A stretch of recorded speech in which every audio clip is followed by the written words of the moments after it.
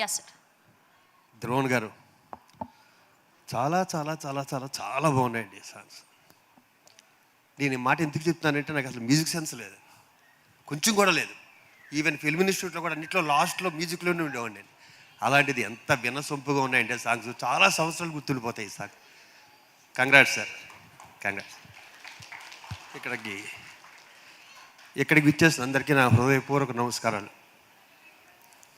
విజయభాస్కర్ గారి గురించి, ఆయన సినిమాల గురించి ఇంచుమించు 35 years నుంచి చూస్తున్నాం మనం. ఎంత చెప్పినా తక్కువ ఆయన గురించి. 24 క్యారెక్టర్లు బంగారం తెలుసు కదా, 25వ క్యారెక్టర్ ఉంటే ఆయనే. అంత మంచి మనిషి.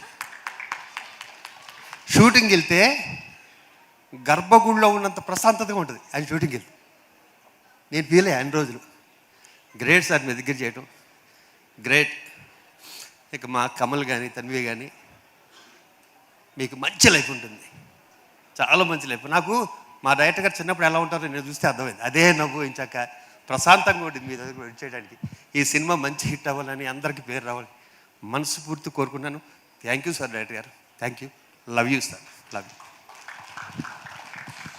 యా ప్లీజ్ ఫనీ గారిని మాట్లాడవలసిందిగా రిక్వెస్ట్ చేస్తున్నాను.